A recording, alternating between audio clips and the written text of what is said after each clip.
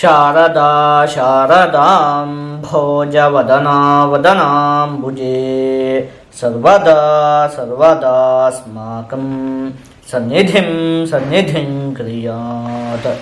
ಸಮಸ್ತ ವೀಕ್ಷಕರಿಗೂ ಅಕ್ಟೋಬರ್ ತಿಂಗಳ ಮಕರ ರಾಶಿಯ ಮಾಸ ಭವಿಷ್ಯದ ಕಾರ್ಯಕ್ರಮಕ್ಕೆ ಸುಸ್ವಾಗತ. ನಾವು ಮೊದಲಿಗೆ ಈ ಮಾಸದಲ್ಲಿ ನಡೆಯುವಂತಹ ಗ್ರಹಗಳ ಬದಲಾವಣೆಗಳ ಬಗ್ಗೆ ತಿಳಿದುಕೊಳ್ಳೋಣ. ಈ ತಿಂಗಳ 2ನೇ ತಾರೀಕಿನಂದು ಬುಧ ಗ್ರಹ ತುಲಾ ರಾಶಿಗೆ, 9ನೇ ತಾರೀಕಿನಂದು ಶುಕ್ರ ಗ್ರಹ ಕನ್ಯಾ ರಾಶಿಗೆ, 17ನೇ ತಾರೀಕಿನಂದು ರವಿಗ್ರಹ ತುಲಾ ರಾಶಿಗೆ, 18ನೇ ತಾರೀಕಿನಂದು ಗುರುಗ್ರಹ ಕಟಕ ರಾಶಿಗೆ, 24ನೇ ತಾರೀಕಿನಂದು ಬುಧಗ್ರಹ ವೃಶ್ಚಿಕ ರಾಶಿಗೆ, 27ನೇ ತಾರೀಕಿನಂದು ಕುಜಗ್ರಹ ವೃಶ್ಚಿಕ ರಾಶಿಗೆ ಪ್ರವೇಶವನ್ನು ಮಾಡ್ತಾ ಇರುವಂಥದ್ದು. ಇದಿಷ್ಟು ಕೂಡ ಈ ಮಾಸದಲ್ಲಿ ನಡೆಯುವಂತಹ ಪ್ರಮುಖವಾದ ಗ್ರಹಗಳ ಬದಲಾವಣೆ. ನಾವೀಗ ಇದನ್ನೆಲ್ಲ ಆಧರಿಸಿ ಈ ತಿಂಗಳಲ್ಲಿ ಅಂದರೆ ಈ ಅಕ್ಟೋಬರ್ ತಿಂಗಳಲ್ಲಿ ಮಕರ ರಾಶಿಯವರಿಗೆ ಯಾವ ರೀತಿಯಾದಂತಹ ಫಲ ಪ್ರಾಪ್ತಿಯಾಗಲಿದೆ ಅಂತ ಹೇಳಿ ಒಂದೊಂದಾಗಿ ನೋಡ್ತಾ ಹೋಗೋಣ. ನೋಡಿ, ಮೊದಲನೇದಾಗಿ ನೀವೀಗ ಸಂತೋಷ ಪಡಬೇಕು. ಯಾಕೆ ಅಂತ ಹೇಳಿದರೆ, ನಾವು ಈ ಹಿಂದೆನೇ ಯೋಚನೆ ಮಾಡಿದ್ವಲ್ಲ, ಈ ತಿಂಗಳ 18ನೇ ತಾರೀಕಿನಂದು ಗುರುಗ್ರಹ ಬದಲಾವಣೆಯನ್ನು ಹೊಂದುತ್ತಾ ಇದೆ. ಅದು ಕಟಕ ರಾಶಿಗೆ ಪ್ರವೇಶವನ್ನು ಮಾಡ್ತಾ ಇದೆ. ಇಲ್ಲಿಯವರೆಗೂ ಕೂಡ ಗುರುಗ್ರಹ ನಿಮಗೆ ಷಷ್ಠ ಭಾವದಲ್ಲಿ ಸ್ಥಿತವಾಗಿತ್ತು. ಈಗ ಅದು ಸಪ್ತಮ ಭಾವಕ್ಕೆ ಪ್ರವೇಶವನ್ನು ಮಾಡ್ತಾ ಇದೆ. ಅಲ್ಲೂ ಕೂಡ ಅದು ಉಚ್ಚವಾಗಿ ಸ್ಥಿತವಾಗಿರುತ್ತೆ. ಹಾಗಾಗಿ ಈ ಅಕ್ಟೋಬರ್ 18ರಿಂದ ಹಿಡಿದು ಡಿಸೆಂಬರ್ 5ನೇ ತಾರೀಕಿನವರೆಗೂ ಕೂಡ ಗುರುಗ್ರಹ ನಿಮಗೆ ಸಪ್ತಮ ಭಾವದಲ್ಲಿ ಉಚ್ಚವಾಗಿ ಸ್ಥಿತವಾಗಿರುತ್ತೆ. ಹಾಗಾಗಿ ಈ 1.5 ತಿಂಗಳಲ್ಲಿ ನಿಮಗೆ ಅತ್ಯಂತ ಉತ್ತಮವಾದ ಫಲ ಅಂತ ಹೇಳುವಂಥದ್ದು ಪ್ರಾಪ್ತಿಯಾಗುತ್ತೆ. ಅದಕ್ಕೆ ನೀವು ಸಂತೋಷವನ್ನು ಪಡಬೇಕು. ಇಲ್ಲಿ ನಾವು ಇನ್ನೊಂದು ವಿಚಾರವನ್ನು ಕೂಡ ಗಮನಿಸಬೇಕು. ಅದೇನು ಅಂತ ಹೇಳಿದರೆ, ನೋಡಿ ಏನಾಯಿತು, ನಿಮಗೆ ಈ ಹಿಂದೆ 7.5 ಎಲ್ಲ ಇತ್ತು ಅಲ್ವಾ. 7.5 ವರ್ಷದಲ್ಲಿ ನಿಮಗೆ ತುಂಬ ಕಷ್ಟ ಅಂತ ಹೇಳುವಂಥದ್ದು ಉಂಟಾಯಿತು. ಅದು ಯಾವಾಗ ಮುಗೀತು ಹೇಳಿ, ಈ ವರ್ಷದ ಮಾರ್ಚ್ 29ನೇ ತಾರೀಕಿಗೆ ನಿಮಗೆ 7.5 ಅಂತ ಹೇಳುವಂಥದ್ದು ಸಂಪೂರ್ಣವಾಗಿ ಮುಗೀತು. ಆದರೆ 7.5 ಮುಗೀತು, ಅಷ್ಟೊತ್ತಿಗೆ ಏನಾಯಿತು, ಗುರುಗ್ರಹ ನಿಮಗೆ ಷಷ್ಠ ಭಾವಕ್ಕೆ ಹೋಗಿತ್ತು. ಅಂತಹ ಹೇಳುವಂತಹ ಗುರುಬಲ ಅಂತ ಹೇಳುವಂಥದ್ದು ಏನೂ ಕೂಡ ಇರಲಿಲ್ಲ. ಹಾಗಾಗಿ 7.5 ಸಮಯದಲ್ಲಿ ತುಂಬ ಕಷ್ಟ ಆಗ್ತಿತ್ತು. ಅದು ಮಾರ್ಚ್ 29ಕ್ಕೆ ಮುಗೀತು. ಈಗ ಒಂದು 5-6 ತಿಂಗಳಿಂದ ಹಿಂದಿಗಿಂತ ಪರಿಸ್ಥಿತಿ ಉತ್ತಮ ಆಗಿದೆ ಅಂತ ಹೇಳಿ ಅನುಭವಕ್ಕೆ ಬರ್ತಾ ಇದೆ. ಆದರೆ ತೀರಾ ಏನು ಅಭಿವೃದ್ಧಿ ಅಂತ ಹೇಳೋದು ಉಂಟಾಗ್ತಿಲ್ಲ. ಆ 7.5 ಎಲ್ಲ ಇತ್ತಲ್ಲ, ಅದಕ್ಕೆ ಹೋಲಿಸಿದ್ರೆ ಈ ಪರಿಸ್ಥಿತಿ ಉತ್ತಮವಾಗಿದೆ. ಆದರೆ ಏನು ಸಿಕ್ಕಾಪಟ್ಟೆ ಅಭಿವೃದ್ಧಿ ಉಂಟಾಗಿದೆ ಅಂತ ಹೇಳಿ ಏನು ಕೂಡ ಅನಿಸ್ತಾ ಇಲ್ಲ ಅಲ್ವಾ. ಆದರೆ ಈ ಸಮಯದಲ್ಲಿ ಈಗ ಶನಿ ಹೇಗೂ ತೃತೀಯ ಭಾವದಲ್ಲಿ ಉತ್ತಮವಾಗಿ ಸ್ಥಿತವಾಗಿದೆ. ಈಗ ಗುರುಗ್ರಹ ಕೂಡ ಸಪ್ತಮ ಭಾವದಲ್ಲಿ ಒಳ್ಳೆ ಗುರುಬಲ ಅಂತ ಹೇಳುವಂಥದ್ದು ಇದೆ. ಗುರುಗ್ರಹ ಉಚ್ಚವಾಗಿ ಬೇರೆ ಸ್ಥಿತವಾಗಿರುತ್ತೆ. ಹಾಗಾಗಿ ಈ 1.5 ತಿಂಗಳಲ್ಲಿ ನಿಮ್ಮ ಜೀವನದಲ್ಲಿ ಅತ್ಯಂತವಾಗಿ ಅಭಿವೃದ್ಧಿ ಎನ್ನುವಂಥದ್ದು ಉಂಟಾಗುತ್ತೆ. ಇದು ಹೇಗಿದೆ ಅಂತ ಹೇಳಿದರೆ, ಈಗ ನಿಮಗೊಂದು ಉದಾಹರಣೆಯ ಮೂಲಕ ಹೇಳಬೇಕು ಅಂತ ಹೇಳಿದರೆ, ನೆಲ್ಲಿಕಾಯಿ ಇರುತ್ತಲ್ಲ, ನೆಲ್ಲಿಕಾಯಿನ ನಾವು ತಿನ್ನುವಾಗ ಏನಾಗುತ್ತೆ ಹೇಳಿ, ಸಿಕ್ಕಾಪಟ್ಟೆ ಹುಳಿ ಆಗುತ್ತೆ. ಒಂದು ಸಲ ಹಿಂಗೆ ಅಂದ್ಬಿಡುತ್ತೆ ಅಲ್ವಾ, ನೆಲ್ಲಿಕಾಯಿನ ಕಚ್ಚಿದಂತಹ ಸಂದರ್ಭದಲ್ಲಿ. ಯಾಕಂದರೆ ಸಿಕ್ಕಾಪಟ್ಟೆ ಹುಳಿ ಆಗುತ್ತೆ, ಕಷ್ಟ ಆಗುತ್ತೆ ತಿನ್ನುವಂತಹ ಸಂದರ್ಭದಲ್ಲಿ. ಆದರೆ ಅದಾದಮೇಲೆ ನೀರನ್ನು ಕುಡಿದವಾಗ ಎಷ್ಟು ಖುಷಿ ಆಗುತ್ತೆ ಹೇಳಿ, ಸಿಕ್ಕಾಪಟ್ಟೆ ಸಿಹಿ ಅಂತ ಹೇಳಿ ಅನಿಸುತ್ತೆ ಅಲ್ವಾ. ಅನುಭವ ಆಗಿದೆ ಅಲ್ವಾ. ನೀವು ನೆಲ್ಲಿಕಾಯಿ ತಿಂದು ಅದಾದಮೇಲೆ ನೀರನ್ನು ಕುಡಿದಿದ್ರೆ ನಿಮಗೆ ಗೊತ್ತಿರುತ್ತೆ. ನೆಲ್ಲಿಕಾಯಿ ತಿನ್ನುವಾಗ ಅದು ಸಿಕ್ಕಾಪಟ್ಟೆ ಹುಳಿ ಇರೋದ್ರಿಂದ ಒಂದು ಸಲ ಹಿಂಗಾಗುತ್ತೆ ದೇಹ ಎಲ್ಲ, ಅಷ್ಟು ಕಷ್ಟ ಉಂಟಾಗುತ್ತೆ. ಅದಾದಮೇಲೆ ನೀರು ಕುಡಿಯುವಾಗ ಮಾತ್ರ ತುಂಬ ಅಂದರೆ ತುಂಬ ಸಿಹಿಯ ಒಂದು ಅನುಭವ ಅಂತ ಹೇಳುವಂಥದ್ದು ಉಂಟಾಗುತ್ತೆ. ಹಾಗೆ ನಿಮಗೆ ಈಗ ಈ ಹಿಂದೆ 7.5 ಇತ್ಯಾದಿ ಎಲ್ಲ ಒಂದು ರೀತಿ ನೆಲ್ಲಿಕಾಯಿ ತಿನ್ನುವಾಗ ಆಗೋ ರೀತಿ ಕಷ್ಟದ ಥರ ಉಂಟಾಗಿತ್ತು ಒಂದು ಪರಿಸ್ಥಿತಿ ಅಂತ ಹೇಳೋದು.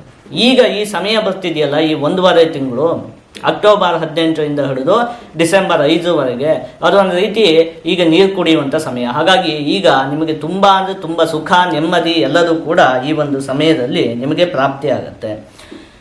ಈ ಸಮಯದಲ್ಲಿ ಗುರುಗ್ರಹ ಸಪ್ತಮ ಭಾವದಲ್ಲಿ ಅದರಲ್ಲೂ ಕೂಡ ಉಚ್ಚವಾಗಿ ಸ್ಥಿತವಾಗಿರುತ್ತಲ್ಲ. ಹಾಗಾಗಿ ಏನೇನು ಒಳ್ಳೆಯ ಫಲ ಪ್ರಾಪ್ತಿ ಆಗುತ್ತೆ ಅದನ್ನು ನೋಡ್ತಾ ಹೋಗೋಣ.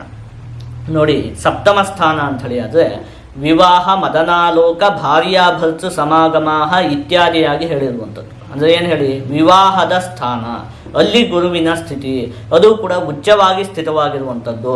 ಹಾಗಾಗಿ ವಿವಾಹಾಪೇಕ್ಷೆಗಳಿಗೆ ಈ ಸಮಯ ಅತ್ಯಂತ ಉತ್ತಮವಾಗಿದೆ. ನೋಡಿ, ಅಕ್ಟೋಬರ್ 18ರಿಂದ ಹಿಡಿದು ಡಿಸೆಂಬರ್ 5ರವರೆಗಿನ ಸಮಯ, 1.5 ತಿಂಗಳು. ನೀವೇನಾದರೂ ಹುಡುಗನನ್ನು, ಒಳ್ಳೆ ಹುಡುಗ ಬೇಕು ನಮ್ಮ ಮಗಳಿಗೆ ಅಂಥೇಳಿ ಹುಡುಕ್ತಾ ಇದ್ರೆ, ಅಥವಾ ನಮ್ಮ ಮಗನಿಗೆ ಒಬ್ಬಳು ಒಳ್ಳೆ ಹುಡುಗಿ ಬೇಕು ಇತ್ಯಾದಿಯಾಗಿ ಹುಡುಕ್ತಾ ಇರ್ತೀರಲ್ಲ, ನೋಡಿ ಈ ಸಮಯದಲ್ಲಿ ಪ್ರಯತ್ನ ಪಡಿ. ಅದರಲ್ಲೆಲ್ಲ ಯಶಸ್ಸು ಅಂತ ಹೇಳುವಂಥದ್ದು ಸಿಗುತ್ತೆ. ಒಟ್ಟಲ್ಲಿ ವಿವಾಹ ಅಪೇಕ್ಷೆಗಳಿಗಂತೂ ಅತ್ಯಂತ ಉತ್ತಮವಾಗಿದೆ ಈ 1.5 ತಿಂಗಳು. ಇನ್ನು ಸಂಸಾರದಲ್ಲಿ ಗಂಡ ಹೆಂಡತಿಯ ನಡುವೆ ಏನಾದರೂ ವೈಮನಸ್ಯಗಳೆಲ್ಲ ಉಂಟಾಗಿದ್ರೆ ಅವುಗಳು ಕೂಡ ಈ ಒಂದು ಸಮಯದಲ್ಲಿ ಬಗೆಹರಿಯುತ್ತೆ. ಹಾಗೆ ಕಳೆದು ಹೋದಂತಹ ವಸ್ತುಗಳು ಪುನಃ ಪ್ರಾಪ್ತಿಯಾಗುವುದಕ್ಕೆ ಅವಕಾಶ ಇರುತ್ತೆ. ಯಾವುದೋ ಒಂದು ವಸ್ತು ಬೇಕಾಗಿರುತ್ತೆ, ತಂದಿರ್ತೀರಿ, ಮನೆಯಲ್ಲೇ ಎಲ್ಲೋ ಇಟ್ಟಿರ್ತೀರಿ, ಎಷ್ಟು ಹುಡುಕಿದ್ರು ಕೂಡ ಸಿಗ್ತಾನೆ ಇರೋದಿಲ್ಲ. ಈ ರೀತಿಯಾಗಿ ಏನೋ ಕಳೆದು ಹೋದಂತಹ ವಸ್ತುಗಳೆಲ್ಲ ಈ ಸಮಯದಲ್ಲಿ ಸಿಗುವುದಕ್ಕೆ ಅವಕಾಶ ಇರುತ್ತೆ. ಹಾಗೆ ಇಷ್ಟು ದಿವಸ ನಿಮಗೆ ಗುರುಗ್ರಹ ಷಷ್ಠಭಾವದಲ್ಲಿ ಸ್ಥಿತವಾಗಿತ್ತಲ್ಲ, ಹಾಗಾಗಿ ಒಂದು 6-7 ತಿಂಗಳಿಂದ ಏನು ಹೇಳಿರುವಂಥದ್ದು ಆ ಸಮಯದಲ್ಲಿ, ನಹಿ ಸುಖಂ ತತ್ಸಾಧನೆ ಸತ್ಯಪಿ ಅಂತ. ಅಂದರೆ ಸುಖಕ್ಕೆ ಬೇಕಾಗಿರುವಂತಹ ಎಲ್ಲ ಸಾಧನಗಳು ಇರುತ್ತೆ, ಆದರೆ ಸುಖವನ್ನು ಸಿಗ್ತಾ ಇರೋದಿಲ್ಲ. ಒಳ್ಳೆ ಕಾರ್ ಇರುತ್ತೆ, ಒಳ್ಳೆ ಬೈಕ್ ಇರುತ್ತೆ, ಒಳ್ಳೆ ಮನೆ ಇರುತ್ತೆ, ಆದರೆ ಅದರಲ್ಲಿ ಎಲ್ಲೂ ಸುಖನೇ ಸಿಗ್ತಿರೋದಿಲ್ಲ. ಎಲ್ಲದರಲ್ಲೂ ದುಃಖನೇ. ಸುಖಕ್ಕೆ ಬೇಕಾಗಿರುವಂಥ ಸಾಧನ ಎಲ್ಲದೂ ಇರುತ್ತೆ, ಅದು ಯಾವುದರಿಂದ ನಿಮ್ಗೆ ಸುಖ ಅಂತ ಹೇಳೋದೇ ಸಿಗ್ತಿರೋದಿಲ್ಲ. ಆ ರೀತಿಯಾದಂತಹ ಪರಿಸ್ಥಿತಿ ಒಂದು 5-6 ತಿಂಗಳಿಂದ ಉಂಟಾಗ್ತಿತ್ತು. ಆದರೆ ಈಗ ಅದೆಲ್ಲ ಬಗೆಹರಿಯುತ್ತೆ. ಗುರುಗ್ರಹ ಸಪ್ತಮ ಭಾವದಲ್ಲಿ ಸ್ಥಿತವಾಗಿರೋದ್ರಿಂದಾಗಿ ಮನಸ್ಸಿಗೆ ನೆಮ್ಮದಿ, ಸುಖ ಎಲ್ಲದೂ ಕೂಡ ನಿಮಗೆ ಪ್ರಾಪ್ತಿಯಾಗುತ್ತೆ. ಇನ್ನು ಈ ಮಾಸದಲ್ಲಿ ನಿಮಗೆ ಕುಜ, ಬುಧ ಮತ್ತು ರವಿಗ್ರಹಗಳು ದಶಮ ಭಾವದಲ್ಲಿ ಸ್ಥಿತವಾಗಿರುವಂಥದ್ದು. ಹಾಗಾಗಿ ದಶಮ ಭಾವ ಅಂದರೆ ಏನು ಹೇಳಿ, ಉದ್ಯೋಗ ಸ್ಥಾನ. ಅಲ್ಲಿ ಈ ರೀತಿಯಾದಂತಹ ಗ್ರಹದ ಸ್ಥಿತಿ ಇರೋದ್ರಿಂದಾಗಿ ಉದ್ಯೋಗದ ವಿಚಾರದಲ್ಲಿ ಅತ್ಯಂತವಾಗಿ ಅಭಿವೃದ್ಧಿ ಅನ್ನುವಂಥದ್ದು ಉಂಟಾಗುತ್ತೆ. ನಿರುದ್ಯೋಗಿಗಳಿಗೆ ಉದ್ಯೋಗ ಪ್ರಾಪ್ತಿಯಾಗುತ್ತೆ. ಯಾರು ಉದ್ಯೋಗಕ್ಕೆ ಅಪೇಕ್ಷೆ ಪಡ್ತಾ ಇದ್ದೀರೋ, ಉದ್ಯೋಗವನ್ನು ಹುಡುಕ್ತಾ ಇದ್ದೀರೋ, ನೋಡಿ ಈ ಸಮಯ ಅತ್ಯಂತ ಉತ್ತಮವಾಗಿದೆ. ಹುಡುಕಿ ತಿಂಗಳಲ್ಲಿ ನಿಮಗೆ ಉದ್ಯೋಗ ಅಂತ ಹೇಳುವಂಥದ್ದು ಪ್ರಾಪ್ತಿಯಾಗುತ್ತೆ. ಹಾಗೆ ಉದ್ಯೋಗವನ್ನು ಮಾಡ್ತಾ ಇರುವಂತಹ ವ್ಯಕ್ತಿಗಳಿಗೂ ಕೂಡ ಉದ್ಯೋಗದಲ್ಲಿ ಪ್ರಗತಿ ಎನ್ನುವಂಥದ್ದು ಉಂಟಾಗುತ್ತೆ. ವಿಶೇಷವಾಗಿ ಪೊಲೀಸ್ ಕೆಲಸವನ್ನು ಮಾಡ್ತಾ ಇರುವಂತಹ ವ್ಯಕ್ತಿಗಳಿಗೆ, ಹಾಗೆ ಸೈನ್ಯಕ್ಕೆ ಸಂಬಂಧಪಟ್ಟಿರುವಂತಹ ಕೆಲಸವನ್ನು ಮಾಡ್ತಾ ಇರುವವರಿಗೆ, ಕರೆಂಟು ವಿದ್ಯುತ್ತಿಗೆ ಸಂಬಂಧಪಟ್ಟಿರುವಂತಹ ಕೆಲಸವನ್ನು ಮಾಡ್ತಾ ಇರುವಂತಹ ವ್ಯಕ್ತಿಗಳಿಗೆ, ಹಾಗೆ ಅಡುಗೆ ಕೆಲಸ, ಇನ್ನು ವೆಲ್ಡಿಂಗು, ಈ ರೀತಿಯಾಗಿ ಬೆಂಕಿಗೆ ಸಂಬಂಧಪಟ್ಟಿರುವಂತಹ ಕೆಲಸ, ಹಾಗೆ ಬ್ಯಾಂಕ್ಗಳಲ್ಲಿ ಕೆಲಸವನ್ನು ಮಾಡ್ತಾ ಇರುವಂತಹ ವ್ಯಕ್ತಿಗಳಿಗೆ, ಶಿಕ್ಷಕರಿಗೆ, ಅಂಗಡಿಗಳ ಮಾಲೀಕರಿಗೆ, ಇವರಿಗೆಲ್ಲ ವಿಶೇಷವಾಗಿ ಈ ಒಂದು ತಿಂಗಳಲ್ಲಿ ಅಭಿವೃದ್ಧಿ ಅನ್ನುವಂಥದ್ದು ಉಂಟಾಗುತ್ತೆ. ನೋಡಿ, ಒಂದು ವಿಚಾರ ಏನು ಅಂತ ಹೇಳಿ ಅಂದರೆ, ಶುಕ್ರ ಗ್ರಹ ನಿಮಗೆ ನವಮ ಭಾವದಲ್ಲಿ ಸ್ಥಿತವಾಗಿರುತ್ತೆ. ಅದು ಸ್ವಲ್ಪ ನೀಚವಾಗಿ ಸ್ಥಿತವಾಗಿರುವಂಥದ್ದು. ಹಾಗಾಗಿ ನೀವು ಆಧ್ಯಾತ್ಮಿಕ ವಿಷಯಗಳಲ್ಲಿ ಆಸಕ್ತಿಯನ್ನು ವಹಿಸಬೇಕು. ಈ ತಿಂಗಳಲ್ಲೆಲ್ಲ ನಿಮಗೆ ಸಿಕ್ಕಾಪಟ್ಟೆ ಅಭಿವೃದ್ಧಿ ಅನ್ನುವಂಥದ್ದೆಲ್ಲ ಉಂಟಾಗುತ್ತೆ. ನೋಡಿದ್ವಲ್ಲ, ಏನು ಅನ್ಸುತ್ತೆ ಅಂತ ಹೇಳಿದರೆ, ಇಷ್ಟು ದಿವಸ ಭಗವಂತನ ಸ್ತೋತ್ರ ಇತ್ಯಾದಿಗಳನ್ನೆಲ್ಲ ಓದ್ತಾ ಇದ್ರಿ, ದೇವಸ್ಥಾನಕ್ಕೆ ಹೋಗುವಂಥದ್ದು, ಈ ರೀತಿಯಾಗಿ ಒಂದಷ್ಟು ಆಧ್ಯಾತ್ಮಿಕ ರೂಢಿಗಳನ್ನು ಇಟ್ಕೊಂಡಿದ್ರಲ್ಲ, ಅದರಲ್ಲೆಲ್ಲ ಒಂದು ಸ್ವಲ್ಪ ಅನಾಸಕ್ತಿ ಉಂಟಾಗುತ್ತೆ. ಎಲ್ಲ ಚೆನ್ನಾಗಿ ಅಭಿವೃದ್ಧಿ ಉಂಟಾಗುತ್ತಲ್ಲ, ಹಾಗಾಗಿ ಅದು ಆ ರೀತಿ ಮಾಡಬಾರ್ದು. ಈ ಹಿಂದೆ ಯಾವ ರೀತಿ ದೈವ ಭಕ್ತಿಯಿಂದ ನಡ್ಕೊಳ್ತಿದ್ರೋ ಅದನ್ನು ಈ ಸಮಯದಲ್ಲೂ ಕೂಡ ನೀವು ಮುಂದುವರಿಸಬೇಕು. ಇನ್ನು ಎಲ್ಲ ಕಡೆನೂ ಒಂದು ಸ್ವಲ್ಪ ವಿನಯತೆಯಿಂದ ತಗ್ಗಿ ಬಗ್ಗಿ ನಡಿಬೇಕು. ಒಂದು ಸ್ವಲ್ಪ ಅಹಂಕಾರ ಇತ್ಯಾದಿಗಳು ಉಂಟಾಗುತ್ತೆ. ಚೆನ್ನಾಗಿ ಅಭಿವೃದ್ಧಿ ಉಂಟಾಗುತ್ತೆ. ಎಲ್ಲದೂ ಆಗ್ತಿರೋದು ನನ್ನ ಪರಿಶ್ರಮದಿಂದಲೇ, ನಾನೇ ಮಾಡಿದ್ದು ಅಂತ ಹೇಳಿ ಒಂದು ಸ್ವಲ್ಪ ಅಹಂಕಾರಗಳು ಉಂಟಾಗೋದಕ್ಕೆ ಅವಕಾಶ ಇರುತ್ತೆ. ಆದರೆ ಆ ರೀತಿ ಮಾಡ್ಕೊಳ್ಬಾರ್ದು. ನೆನ್ಪಿಟ್ಕೊಬೇಕು, ಈ ಹಿಂದೆ ಕೂಡ ಎಷ್ಟು ಕಷ್ಟದ ಒಂದು ಸಂದರ್ಭಗಳು ಉಂಟಾಗಿತ್ತು ಅಂತ ಹೇಳಿ ಅಲ್ವಾ, ಅದನ್ನೆಲ್ಲ ನೆನ್ಪಿಟ್ಕೊಬೇಕು. ಭಗವಂತನ ಅನುಗ್ರಹದಿಂದ ಒಳ್ಳೆಯ ಸಮಯ ಬಂದಿದೆ. ಹಾಗಾಗಿ ಎಲ್ಲ ವಿಚಾರದಲ್ಲೂ ಅಭಿವೃದ್ಧಿ ಉಂಟಾಗುತ್ತೆ. ನೀವು ಒಂದು ಸ್ವಲ್ಪ ತಗ್ಗಿ ಬಗ್ಗಿ ನಡಿಬೇಕಾಗತ್ತೆ.